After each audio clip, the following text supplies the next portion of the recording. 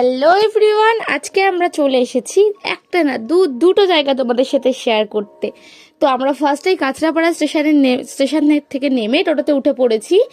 এবার আমরা যাব আমাদের আজকে ডেস্টিনেশনে। চলো, এই যে এই জায়গাটা দেখছো, এটা কিন্তু তোমরা অনেকেই চেনো। আর কাঁচরাপাড়া কলেজে যারা পড়ে তারা তো অবশ্যই এই জায়গাটা চিনবে, কারণ আমিও কিন্তু কলেজে থাকতেই এখানে ফার্স্ট টাইম এসেছিলাম। আর এই ফুচকা পাড়াটার থেকে কিছুটা সামনের দিকে গেলেই হচ্ছে এই রানী রাসমণি ঘাট। চলো, রানী রাসমণি ঘাটটা তোমাদের একটু আগে ঘুরে দেখাই, তারপরে সবকিছু বলছি।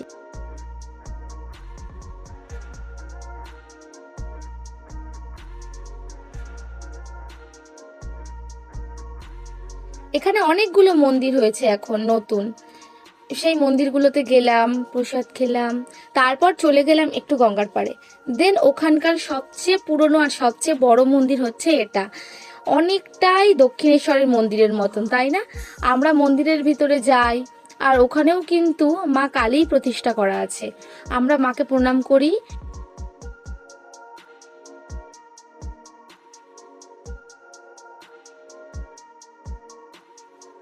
মন্দিরের ওপর থেকে কিন্তু গঙ্গার চারিপাশটা বেশ এরকম সুন্দর লাগছিল। তারপর গঙ্গার পাড়ে আসি, ওখানে প্রচুর লোক কিন্তু বসেছিল বিকেলবেলা, আর আমরাও অনেকক্ষণ বসেছিলাম। আর এই যে গঙ্গার পাড়ে যেই নৌকাগুলো দেখছো, এগুলো কিন্তু তোমরা চড়তেও পারবে। এটা কিছু টাকার বিনিময়ে তোমাদের এগুলো চড়াবে, কিন্তু কত নাই সেটা আমি ঠিক জানি না, আমি কারণ চড়িনি। আমি কিন্তু গঙ্গার পাড়ে বেশ অনেকক্ষণ বসেছিলাম। তারপরে ওখান থেকে আমরা বেরিয়ে আসতে আসতে দেখি এই নৌকাটা। ছোটবেলায় এই নৌকাগুলো চড়ার জন্য বেলায় যে কত গিয়ে বায়না করতাম। দেন আমরা হাঁটতে হাঁটতে চলে আসি ফুচকা পাড়ায়।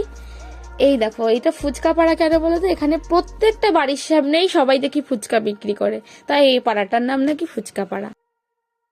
আর এই ফুচকা পাড়াটা কিন্তু ফেমাস 10 টাকায় 10টা ফুচকা পাওয়ার জন্য।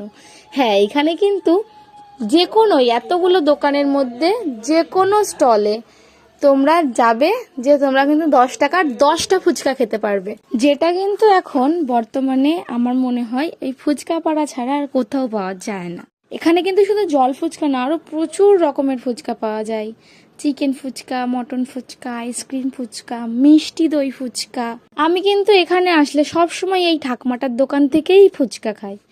তো আজকে ঠাকুমার দোকানটা বন্ধ দেখে আমার মনটা খুব খারাপ হয়ে গেছিল, কিন্তু ফুচকা পাড়ায় এসেছি আর ফুচকা না খেয়ে বাড়ি যাবো, এটা কি হতে পারে? দেন আমরা ওখান থেকে আর একটা স্টলে চলে যাই ফুচকা খাওয়ার জন্য। ওখান থেকে আমরা ফার্স্টে 1 প্লেট চাটনি ফুচকা ট্রাই করলাম। ফুচকাটা বেশ ভালোই লেগেছিল। একটা প্লেটে কিন্তু ওখানে এরা 8 পিস করে দেয়, আর দাম নিয়েছিল মাত্র 20 টাকা। তারপরে আমরা চলে গেলাম আর একটা অন্য স্টলে। ওখান থেকেও আমি 10 টাকার 10টা জল ফুচকা খেয়েছিলাম। ওখান থেকে বেরিয়ে যখন আমরা বাড়ি আসছিলাম, হঠাৎ দেখছিলাম প্রচুর বৃষ্টি চলে এসেছিল। আমরা বৃষ্টি থামার ওয়েট করছিলাম, কিন্তু আলটিমেটলি বৃষ্টিটা থামে না, আমাদের ভিজে ভিজেই বাড়ি আসতে হয়।